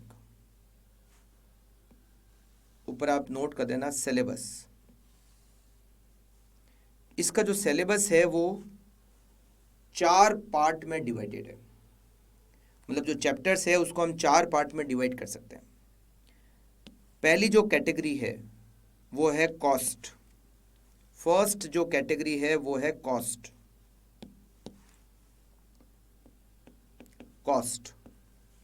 मैंने अभी आपको बताया कि कॉस्ट को हम 3 कैटेगरी में डिवाइड करते हैं। कौन कौन से? Material, labour, overhead. तो पहले 3 चैप्टर का नाम भी यही है। फर्स्ट चैप्टर का नाम है मटीरियल कॉस्ट। सेकंड चैप्टर का नाम है लेबर कॉस्ट, ये आपका सेकंड चैप्टर। तीसरे चैप्टर का नाम है ओवरहेड, तीसरे चैप्टर का नाम है ओवरहेड। और चौथे चैप्टर का नाम है एक्टिविटी बेस्ड कॉस्टिंग। ये जो चौथा चैप्टर है ये तीसरे चैप्टर से ही जुड़ा हुआ है। मतलब जो तीसरा चैप्टर है ओवरहेड, उसके 2 तरीके हैं, एक होता है ट्रेडिशनल मेथड, एक होता है मॉडर्न मेथड। तो ओवरहेड चैप्टर जो लिखा है वो ट्रेडिशनल मेथड है, और जो एक्टिविटी बेस्ड कॉस्टिंग लिखा हुआ है वो ओवरहेड का ही पार्ट है बट वो मॉडर्न मेथड है। तो कॉस्ट से रिलेटेड हमारे टोटल 4 चैप्टर हैं, material cost, labour cost, overhead और एक्टिविटी बेस्ड कॉस्टिंग। ये 4 चैप्टर किससे रिलेटेड है? कॉस्ट से, मतलब 4 चैप्टर के नाम है ये, मटेरियल, लेबर, ओवरहेड और एक्टिविटी। अब हमारा दूसरा पार्ट आता है, वो है method of costing. Method of costing, method of costing, cost को कैलकुलेट करने के मेथड। कॉस्ट को कैलकुलेट करने के, अभी मैंने आपको बताया मेथड। पहला मेथड, मतलब ये हमारा हो गया एक तरीके से 5वां चैप्टर, मैं चैप्टर का नाम ऐसे भी लिख रहा हूँ, ठीक है। हमारा चैप्टर हो गया joint product by product, joint product and by product. ये हमारा चैप्टर नंबर 5 हो गया, और ये किस में कवर होता है? मेथड ऑफ कॉस्टिंग में। मेथड ऑफ कॉस्टिंग में आगे आपको दे रखा है इसमें service costing, service costing. Next chapter आपको दे रखा है प्रोसेस कॉस्टिंग, प्रोसेस कॉस्टिंग। और नेक्स्ट चैप्टर जिसमें एक साथ 3 मेथड है, batch, job and cost sheet. 3 chapter बहुत छोटे छोटे थे, मतलब 3 मेथड बहुत छोटे छोटे हैं, बैच कॉस्टिंग, जॉब कॉस्टिंग और कॉस्ट शीट। तो मैंने तीनों को कंबाइन करके, क्योंकि इन तीनों में एक जैसा कॉन्सेप्ट है, इसलिए मैंने इन तीनों को इकट्ठा करके एक चैप्टर बना दिया, batch, job and cost sheet. है ये 3 मेथड, बैच कॉस्टिंग अलग मेथड है, जॉब कॉस्टिंग अलग मेथड है, कॉस्ट शीट अलग मेथड है, बट बहुत छोटे छोटे थे तो अलग अलग चैप्टर बनाया नहीं, एक साथ ही एक चैप्टर में, और तीनों का कॉन्सेप्ट भी ऑलमोस्ट एक जैसा, इसीलिए एक चैप्टर बना दिया, batch, job and cost sheet. ये आपके हो गए टोटल 8 चैप्टर, ठीक है। फिर बारी आती है तीसरे पार्ट की, और वो आता है कॉस्ट अकाउंटिंग।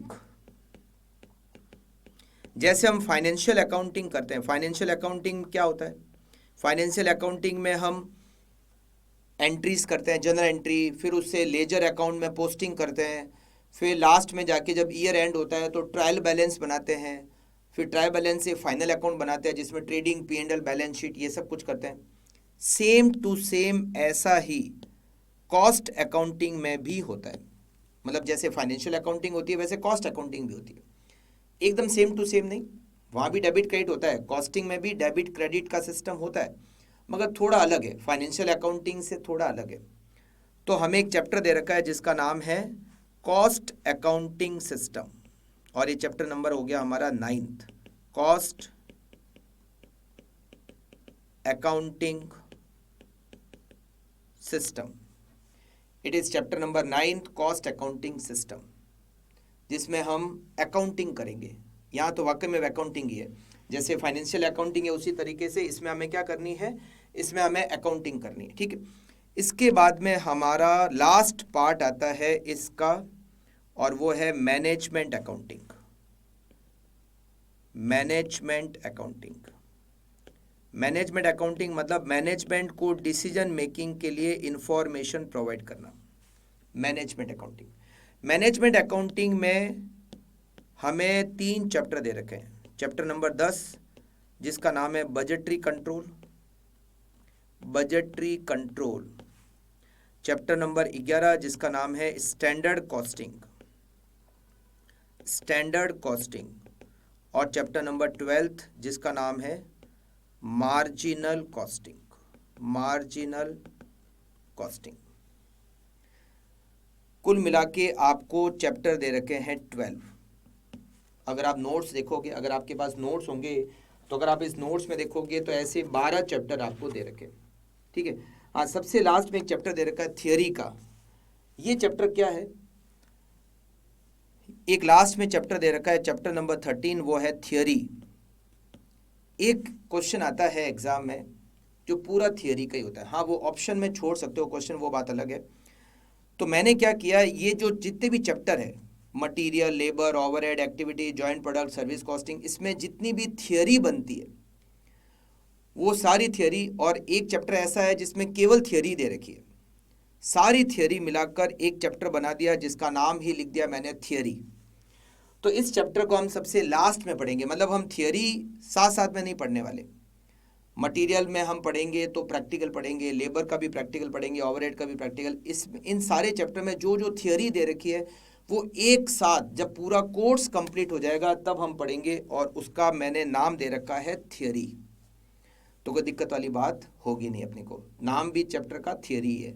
तो सबसे लास्ट में पढ़ेंगे, सबसे एंड में पढ़ेंगे, ठीक है। अच्छा, इसका मैं पेपर का पैटर्न आपको बताऊं इस सब्जेक्ट का। तो इसमें पहले 30 नंबर के जो क्वेश्चन आते हैं वो आते हैं एमसीक्यू के। एमसीक्यू में भी पहला जो क्वेश्चन आता है वो केस स्टडी का आता है। केस स्टडी आती है। केस स्टडी होता है, एमसीक्यू है जिसमें 5 क्वेश्चन पूछे जाते हैं, 2-2 नंबर के 5 क्वेश्चन। तो ये 10 नंबर का क्वेश्चन हो गया,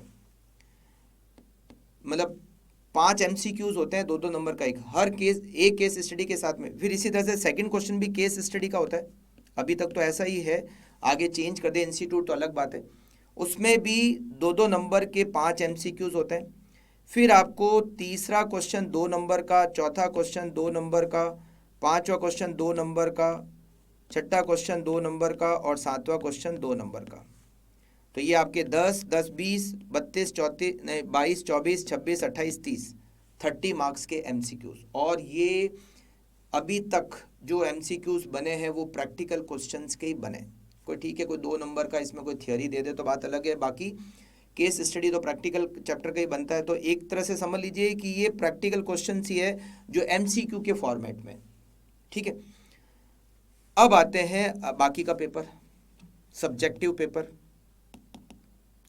अब इसमें आपका जो क्वेश्चन आता है, मैं अब इसकी बात कर रहा हूँ। पहला क्वेश्चन आता है 14 नंबर का, दूसरा क्वेश्चन 14 नंबर का, तीसरा क्वेश्चन 14 नंबर का, फोर्थ क्वेश्चन 14 नंबर का, फिफ्थ क्वेश्चन 14 नंबर का, और लास्ट क्वेश्चन भी 14 नंबर का, 14 मार्क्स का।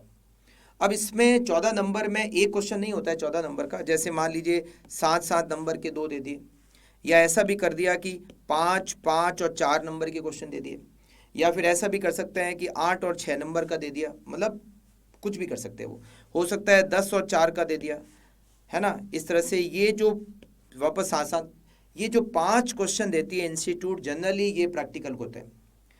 फिर ये जो आता है ये पूरी तरह से थियरी का क्वेश्चन होता है, जिसमें भी इंस्टीट्यूट ऐसा कर सकती है कि एक 5 का, एक 5 का, एक 4 का। इसमें भी ऐसा नहीं कि एक ही क्वेश्चन 14 नंबर का थियरी का, उसमें भी 2, 3, 4 क्वेश्चन हो सकते हैं, है ना। क्लासिफिकेशन हो सकता है 4, 4, 4 और 2 नंबर का, ऐसा भी दे सकते हैं। ये जो बाकी के 6 क्वेश्चन हैं इसमें से कोई भी 5 आपको करने होते हैं, एनी 5। मतलब अगर आप चाहो तो लास्ट क्वेश्चन जो पूरा थियरी का है वो ऑप्शन में छोड़ सकते हो, मैं आपको रिकमेंड करूंगा मत छोड़ना। मतलब ऐसे नहीं कि आपने सोचा कि यार अपन थियरी वाला क्वेश्चन करेंगे नहीं तो थियरी पढ़े ही नहीं। अगर ये प्रैक्टिकल क्वेश्चन जितने भी है, मान लो इसमें से कोई क्वेश्चन आपको नहीं आता होगा तो फिर क्या करोगे, तो छोड़ के आना से अच्छा है कि आप थियरी का क्वेश्चन अटेंड कर लो। तो थियरी भी आपको करनी है, और मैं आपको पढ़ूंगा, पूरी थियरी पढ़ूंगा, आपको भी पढ़नी है और उसको याद भी करनी है, ठीक है। अच्छा, अब ये जो प्रैक्टिकल, अच्छा ऐसा कर सकते हैं इंस्टीट्यूट, जैसे मान लीजिए ये 5, 5, 4 ये 3 दिए, तो इसमें हो सकता है एक 4 नंबर का थियरी का दे दिया, मे भी, मतलब जरूरी नहीं है कि देगी।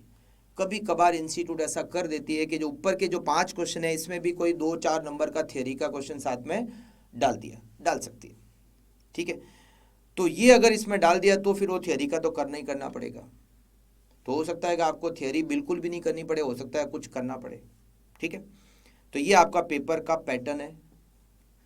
अब ये जो प्रैक्टिकल क्वेश्चंस की अगर काउंटिंग करो तो ये जो केस स्टडी है ये भी प्रैक्टिकल है, ये जो सेकंड क्वेश्चन है ये केस स्टडी का, ये भी प्रैक्टिकल है। एमसीक्यू, बाकी वाले एमसीक्यू एक बार भूल जाते, चलो एक क्वेश्चन ये हो गया, 2 क्वेश्चन ये हो गए, ये तीसरा, ये चौथा, 5, 6, 7, 8, 9, 10, 11, करीब 12 से 13 क्वेश्चन आपको प्रैक्टिकल वहाँ पे अटेंड करने पड़ सकते हैं। और आपके चैप्टर कितने हैं? 12। अब जनरली इंस्टीट्यूट क्या करती है, ऑलमोस्ट सारे चैप्टर में से क्वेश्चन प्रैक्टिकल दे देती है। ऑलमोस्ट, हो सकता है कि 12 चैप्टर में से नहीं देके 11 चैप्टर में से प्रैक्टिकल क्वेश्चन दे दिए, मगर कौन सा एक आधा चैप्टर इंस्टीट्यूट छोड़ेगी ये पता नहीं। तो इसका मतलब ये हो गया कि हमारे लिए सारे ही चैप्टर इक्वली इंपॉर्टेंट है, क्योंकि सारे चैप्टर में से क्वेश्चन आएंगे तो इक्वली इंपॉर्टेंट हो गए। या तो अगर आप सोच के जाओ कि चलो एक काम करते हैं कि है ना, मैं मतलब ये जो सबसे लास्ट क्वेश्चन है थियरी का उसको अटेंड करूंगा, तो एक दो प्रैक्टिकल चैप्टर छोड़ देते हैं। तो मान लो उस प्रैक्टिकल जो आपने छोड़ा उसमें से केस स्टडी का क्वेश्चन आ गया, वो तो केस स्टडी का क्वेश्चन तो कंपलसरी है, वो तो करना ही करना है, तो आपको दिक्कत हो सकती है। तो इसीलिए चैप्टर कोई भी छोड़ने की अगर आप सोच भी रहे हो तो मत सोचना, नहीं तो फिर डिस्टिंक्शन मार्क्स नहीं आएंगे। ठीक है, मैंने आपको कहा था ये सब्जेक्ट 40-50 के लिए तैयार नहीं कर रहे हैं, मोर देन 75 के लिए हम इस सब्जेक्ट को तैयार करेंगे। हमारा सबसे बड़ा हथियार बनेगा कॉस्ट एंड मैनेजमेंट अकाउंटिंग, समझ रहे हैं ना, ब्रह्मास्त्र बनेगा हमारा ये सब्जेक्ट। चलिए अब हम बात करते हैं कुछ बेसिक कॉन्सेप्ट के बारे में। ठीक है, जैसे हम अकाउंट्स में क्या करते हैं, ट्रेडिंग P&L बनाते हैं, राइट। अब मैं आपको कॉस्टिंग के बारे में कुछ बेसिक वर्ड्स समझा रहा हूँ, फिर हम इस क्लास को आज यहीं ख़त्म करेंगे, फिर हम कल से चैप्टर स्टार्ट करेंगे। और मैं सबसे पहले चैप्टर आई थिंक मैं स्टार्ट करूँगा जॉइंट प्रोडक्ट बाई प्रोडक्ट से, यहाँ से स्टार्ट करूँगा, joint product and by product. सबसे पहले हम जॉइंट प्रोडक्ट बाई प्रोडक्ट से स्टार्ट करेंगे और फिर आगे देखते जाएंगे कौन सा चैप्टर स्टार्ट करते हैं। ठीक है, चलिए तो कुछ बेसिक टर्म्स के बारे में बात करते हैं। जैसे हम अकाउंट्स के अंदर ट्रेडिंग P&L बनाते हैं, कॉस्टिंग में एक कॉस्ट शीट बनती है। हमारा पूरा एक चैप्टर है जिसका नाम है, देखो, कॉस्ट शीट। ये देखो कॉस्ट शीट, उस कॉस्ट शीट का फॉर्मेट तो हम कॉस्ट शीट के चैप्टर में पढ़ेंगे ही, मगर मैं आपको अभी एक बेसिक फॉर्मेट के बारे में बात बता रहा हूँ। कौन सा फॉर्मेट बता रहा हूँ? Basic format. ठीक है, उसमें तो बहुत सारी, और जैसे जब हम कॉस्ट शीट का चैप्टर पढ़ेंगे तो उसमें और भी बहुत सारी चीज़ें उसमें दे रखी है। बट अगर मैं अगर कॉस्ट शीट के फॉर्मेट के बारे में बात करूं तो कॉस्ट शीट ये बेसिक है, डिटेल में कॉस्ट शीट वाले चैप्टर में पढ़ेंगे, ध्यान रखना है। ऐसा नहीं कि बस यही फॉर्मेट है, उसमें और भी बहुत सारे आइटम उसमें ऐड हो रखे हैं। ठीक है, सबसे पहले आता है रॉ मटेरियल की कॉस्ट। किसकी कॉस्ट आती है? मटेरियल की कॉस्ट। मटेरियल की कॉस्ट के बाद में ऐड होती है लेबर की कॉस्ट। अच्छा, एक और खर्चा ऐड होता है इसमें, डायरेक्ट एक्सपेंसेस, जिसके बारे में अभी मैंने आपको बताया नहीं, बट बाद में जाके जब हम कॉस्ट शीट पढ़ेंगे तो डिटेल में इसके बारे में बताऊंगा आपको। ये 3 कॉस्ट ऐड करने से जो रिजल्ट आता है उसको हम नाम देते हैं प्राइम कॉस्ट। क्या नाम देते हैं? Prime cost. Material cost, labour cost और डायरेक्ट एक्सपेंसेस, इन तीनों को जोड़कर हम कहते हैं प्राइम कॉस्ट। फिर हम इसमें ऐड करते हैं फैक्ट्री ओवरहेड। फैक्ट्री ओवरहेड को ऐड करते हैं। इसमें हम ऐड करते हैं opening stock, work in progress. 3 तरह के स्टॉक होते हैं, एक होता है रॉ मटेरियल का स्टॉक, एक होता है फिनिश गुड्स का स्टॉक, एक होता है वर्क इन प्रोग्रेस का स्टॉक। वर्क इन प्रोग्रेस का स्टॉक क्या होता है? जो काम हमने स्टार्ट कर दिया मगर अभी तक कंप्लीट नहीं किया, वर्क इन प्रोग्रेस, कार्य प्रगति पर है, होता है ना, तो काम चल रहा है। रॉ मटेरियल भी नहीं है, वो फिनिश गुड्स भी नहीं है, बट काम चल रहा है अभी, सेमी फिनिश्ड गुड्स। तो रॉ मटेरियल का ओपनिंग स्टॉक उसमें नहीं, WIP का ओपनिंग स्टॉक इसमें ऐड करते हैं और लेस करते हैं closing stock WIP। Closing stock work in progress को लेस करते हैं, तो जो रिजल्ट आता है उसको हम कहते हैं फैक्ट्री कॉस्ट। मैं एक बेसिक फॉर्मेट आपको बता रहा हूँ जिससे कि चैप्टर पढ़ते समय हमें दिक्कत नहीं आए।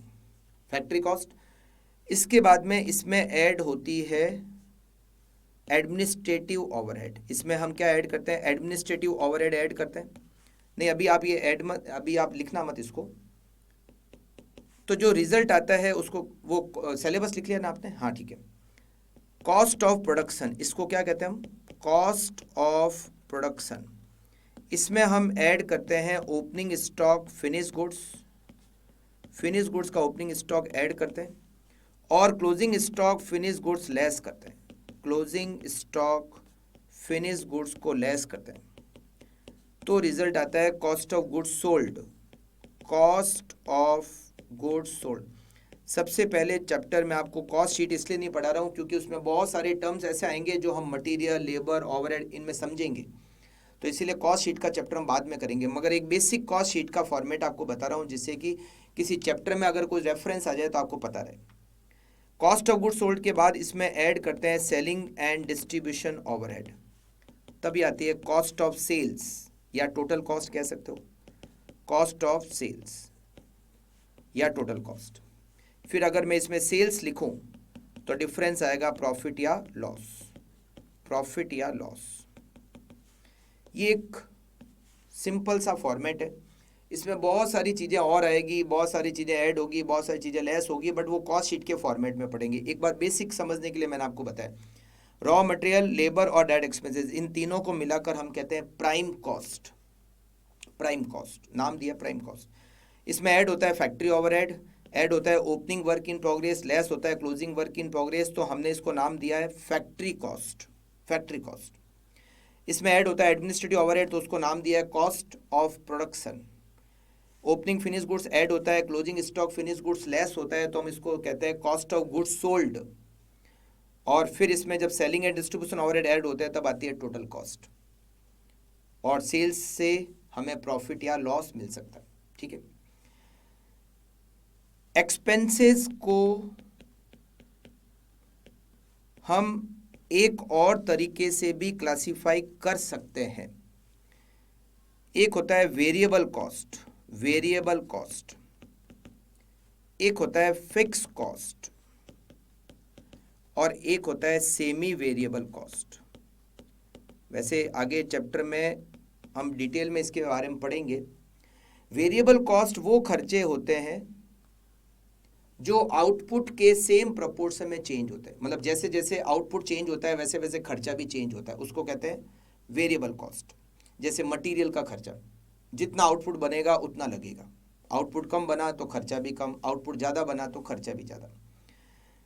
एक होती है फिक्स कॉस्ट, जैसे रेंट, सैलरी, आउटपुट कितना भी बने उस खर्चे में कोई चेंज नहीं होता, खर्च आउटपुट डबल हो गया, आधा हो गया, कम हो गया, ज़्यादा हो गया, खर्चे में कोई चेंज नहीं होता, हम उसको क्या कहते हैं फिक्स कॉस्ट। एक होता है semi variable cost. Semi variable cost वो होता है जिसमें कुछ वेरिएबल होता है कुछ फिक्स्ड होता है, जिसमें कुछ फिक्स्ड होता है और कुछ वेरिएबल होता है, उसको हम क्या कहते हैं सेमी वेरिएबल। तो एक्सपेंसेस को इस तरीके से भी क्लासीफाई किया जा सकता है कि खर्चे वेरिएबल होते हैं, फिक्स्ड होते हैं, सेमी वेरिएबल होते हैं। और एक ऐसा भी हमने क्लासिफिकेशन कर सकते हैं कि मटेरियल का होता है, लेबर होता है, फैक्ट्री ओवरहेड होता है, एडमिनिस्ट्रेटिव ओवरहेड होता है, सेलिंग और डिस्ट्रीब्यूशन ओवरहेड होता है। इस तरह से भी क्लासिफिकेशन हम एक्सपेंसेस का कर सकते हैं। ठीक है, हाँ, क्या चीज़, हाँ हाँ करेक्ट, नहीं नहीं इसके बारे अभी नोट नहीं करना है, क्योंकि आगे जाके हम बहुत सारा बहुत डिटेल में इनके बारे में पढ़ने वाले हैं, बहुत डिटेल में। एक बार एक आपको थोड़ा सा बेसिक थोड़ा ध्यान रहे तो आगे जब हम चैप्टर स्टार्ट करेंगे तो कुछ वर्ड्स आएंगे तो आप वहाँ पे कंफ्यूज नहीं हो जाओ कि ये क्या होता है, इसलिए बताया। ठीक है, हाँ, अभी आपको कुछ नोट नहीं करना है इन सबको, करेक्ट। तो सिलेबस आपने समझ लिया, पेपर आपने समझ लिया, इस सब्जेक्ट को आपने थोड़ा सा समझ लिया, थोड़ा सा समझ लिया। ठीक है, और और हमने कुछ बेसिक टर्म्स है, मटेरियल क्या होता है, लेबर का खर्चा होता है, ओवरहेड क्या क्या होते हैं, इन सबको भी हमने डिस्कस कर लिया। और मुझे लगता है कि आज आप इतने ही मूड में आए हो, आप नहीं, क्या लगता है इससे ज़्यादा पढ़ूंगा तो आप कहोगे कि बस बर्बाद हो गया हम, तो इससे ज़्यादा अब हम पढ़ाई मुझे लगता है कि आप भी नहीं करने वाले हो। ठीक है, तो आज की क्लास को हम, पहली क्लास थी, अगेन आप सबको बहुत बहुत बधाई, सेकंड स्टेज पर आप आ चुके हो। और अच्छा, ये जो क्लास है जो ऑनलाइन वाले स्टूडेंट्स है, ये क्लास मई 26, सितंबर 26 और जनवरी 27 वाले स्टूडेंट्स के लिए, 3 अटेम्प्ट वाले स्टूडेंट इस क्लास का यूज़ कर सकते हैं। कौन कौन, मई 26, सितंबर 26 और जनवरी 27। ठीक है, ये इस क्लास का यूज़ कर सकते हैं। ठीक है, जो नोट्स है वो नोट्स भी इन 3 अटेम्प्ट के स्टूडेंट्स के लिए बने हुए। ठीक है ना, हाँ, इस क्लास में तो वही है ना सारे बच्चे, हाँ ठीक है, अच्छा ठीक, ठीक है। चलिए आज की क्लास हम यहीं पर एंड करते हैं। बिल्कुल ऑलमोस्ट क्लास 1 घंटा 1.5 घंटा के आसपास, कभी कभी हो सकता है कि कोई चैप्टर एंड करना हो या कोई टॉपिक एंड करना हो तो हो सकता है कि 10-15 मिनट ऊपर नीचे हो जाए, तो कुछ कह नहीं सकता। अदरवाइज 1 और 1.5 घंटे के आसपास क्लास रहेगी, एक से ज़्यादा 1.5 घंटे से कम ऑलमोस्ट इतनी रहेगी। कभी कभार हो सकता है कोई टॉपिक कहीं एंड हो रहा हो तो 1 घंटे से भी पहले 5-10 मिनट पहले ख़त्म हो जाए, या 1.5 घंटे से ऊपर भी 5-10 मिनट तक चल जाए। ठीक है, तो घबराना आपको बिल्कुल है नहीं। ठीक, चलिए तो मिलते हैं नेक्स्ट क्लास में, मतलब कल। और कल हम स्टार्ट करेंगे। अगर आपके पास नोट्स नहीं है तो बिल्कुल आप नोट्स कलेक्ट कर लेना, बिल्कुल आप नोट्स कलेक्ट कर लेना। वैसे तो कल की क्लास के लिए अभी नोट्स नहीं चाहिए, क्योंकि कल चैप्टर समझाएंगे तो उसके लिए भी अभी तक नोट्स नहीं चाहिए। बट परसों वाली क्लास जो नेक्स्ट टू नेक्स्ट क्लास है, नेक्स्ट क्लास में नोट्स नहीं चाहिए, but next to next class में नोट्स चाहिए। तो बिल्कुल आपके पास उस समय नोट्स होने चाहिए, तभी आप वो क्लास अटेंड कर पाओगे और चैप्टर को समझ पाओगे, क्योंकि हम उसमें क्वेश्चंस सॉल्व करेंगे इसके लिए। ठीक है, जो नोट्स मैं आपको दिए हैं वो बहुत कुछ कवर करता है। ये बुक तो आपके पास है ही है, ये बुक तो आपको मिली ही है। एक और बुक जो आपको मिलने वाली है वो है प्रैक्टिस बुक। प्रैक्टिस बुक आपको सॉल्व करनी है, उसके आंसर भी दे रखे होंगे, वीडियो सोल्यूशन भी हो सकता है दे रखे होंगे। तो प्रैक्टिस बुक आपको बहुत जल्दी मिल जाएगी। तो उसमें आपको, या मिल गई, हाँ ठीक है ना, हाँ वो कुछ स्टूडेंट के तो प्रैक्टिस बुक से आप घर पे प्रैक्टिस करोगे। आपको क्लास में ये वाली बुक लेकर आनी है। ठीक है ना, ये जो कॉन्सेप्ट और क्लास बुक है, केवल इसी को आपको क्लास में लेकर आना है। इसमें बहुत सारे क्वेश्चंस दे रखे हैं, मतलब प्रैक्टिस करने के लिए वो एक और बुक बनेगी, है प्रैक्टिस बुक। ठीक है, किसी को कोई डाउट है तो बिल्कुल अभी मुझसे बैच एंड होने के बाद में बात कर सकता है इस सब्जेक्ट के बारे में, या कुछ और उसको इंटरमीडिएट में डाउट है तो बिल्कुल वो मुझसे पूछ सकता है। हाँ बिल्कुल पूछ सकता है। ठीक, ओके, मिलते हैं नेक्स्ट क्लास में। Thank you, take care, have a nice day.